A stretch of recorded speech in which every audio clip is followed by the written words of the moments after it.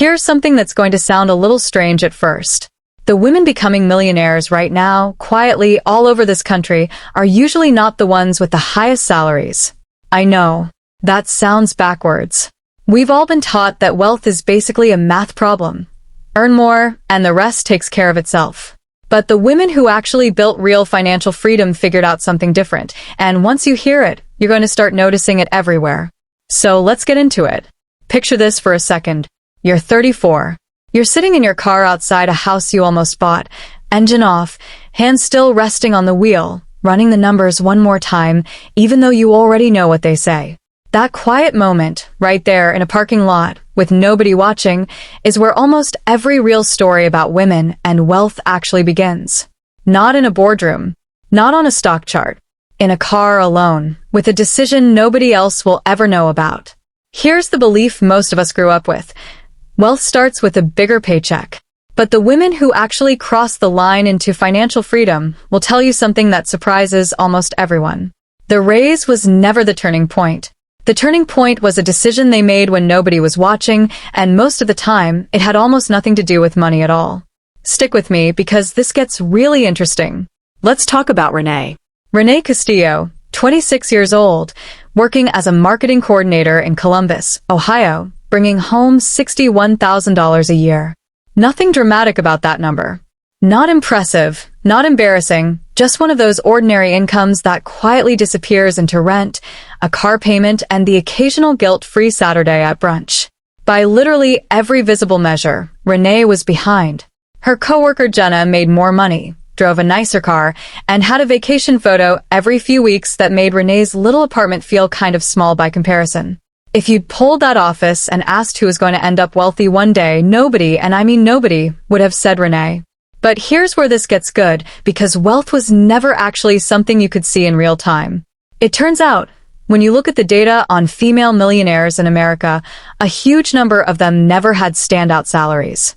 What they had instead was a completely different relationship with comparison, with identity, and with that little flicker of panic that makes most of us spend money we don't really have, just to look like we've arrived somewhere we haven't.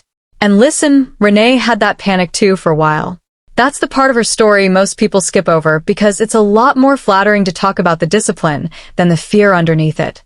But honestly, you can't understand the habit without understanding the fear it was built to quiet down. Here's the uncomfortable truth sitting underneath almost every woman who builds wealth from nothing. The real obstacle was almost never income. It was identity. For a long time, a woman's spending was quietly tied to how it made her look, not just to other people, but to herself. Every purchase became a way of answering a question nobody ever said out loud. Am I doing okay? Am I keeping up? Am I behind? There's actually a name for this in psychology. It's called social comparison theory, and it basically means we measure our own worth against the people closest to us instead of against our own goals. It's why a woman making $90,000 a year can feel completely unstable sitting next to a friend who makes $70,000 and feels totally fine. The number on the paycheck was never really the variable that mattered. The feeling of falling behind was.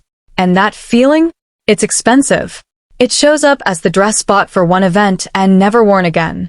The apartment upgrade chosen because it photographs well, not because it actually fits the budget. The vacation put on a credit card because waiting felt like losing some invisible race. But here's where it gets interesting, because the women who eventually built real wealth weren't the ones who white-knuckled their way through that feeling with pure willpower. They were the ones who quietly stopped needing other people to answer that question for them at all. Renee's turning point didn't look like a financial decision at all. Honestly, it looked like a completely normal Tuesday. She was 27, sitting across from her sister at a coffee shop, listening to her describe a new car she was about to lease. And instead of feeling the usual little tug to mention her own plans, her own upgrades, her own next move, Renee felt something kind of unfamiliar. Quiet. Almost like relief. She realized, sitting right there with her coffee going cold, that she had stopped narrating her financial life to other people. She'd stopped explaining her choices, defending her apartment, justifying why she still drove her old college car. She was just making decisions like nobody was going to grade her on them anymore. And that one shift changed everything that came after it, Because the second a woman stops spending to be understood, money starts behaving in a completely different way.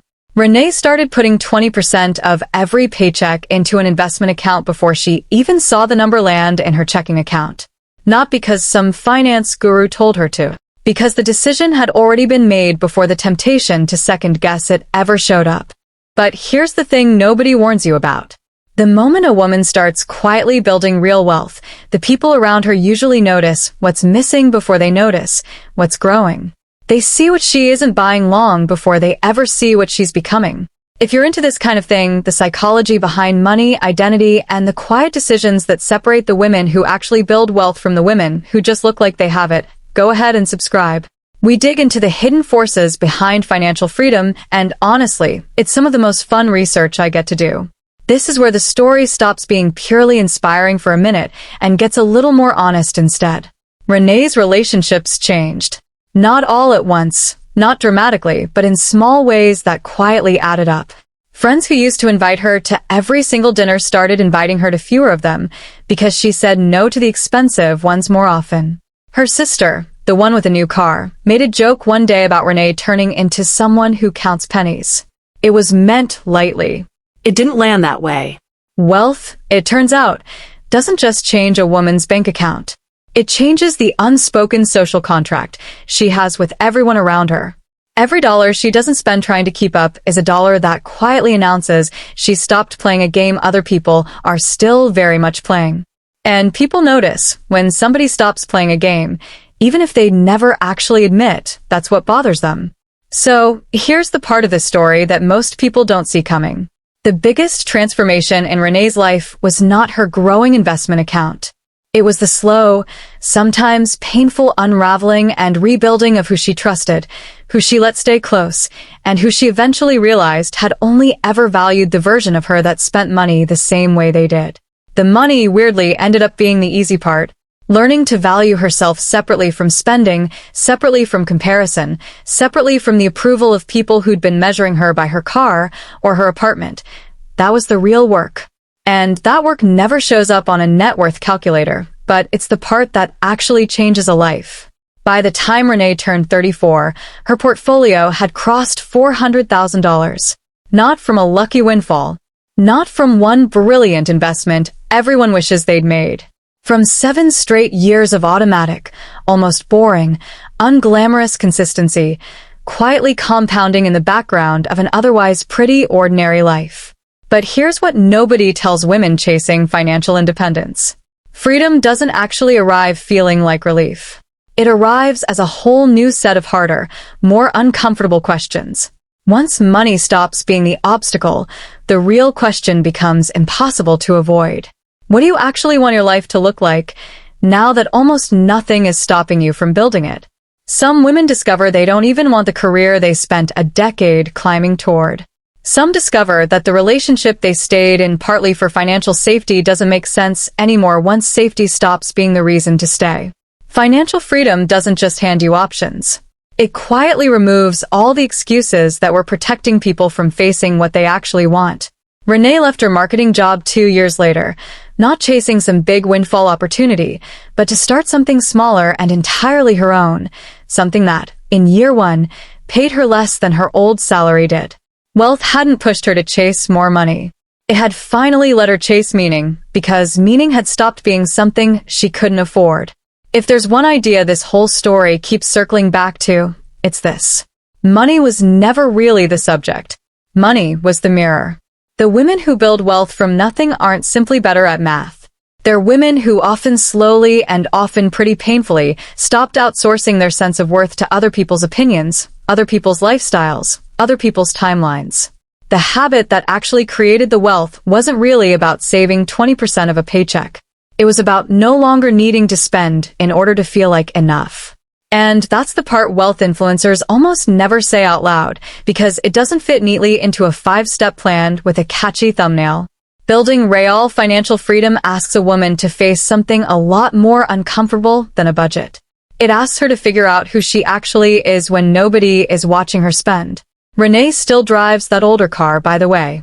Her apartment is comfortable, not impressive. And by almost every financial measure, she's quietly become wealthier than most of the people who once made her feel like she was behind. But if you ask her what actually changed her life, she wouldn't start with the number sitting in her investment account. She'd tell you about a Tuesday in a coffee shop, the moment she stopped narrating her choices to anyone else, and the strange, quiet freedom of finally living a life that was only ever meant to be graded by her. That's the real story behind the women quietly becoming wealthy in this country. Not a formula, not a 5-step plan, a decision made over and over again to stop performing a life and finally start building one instead.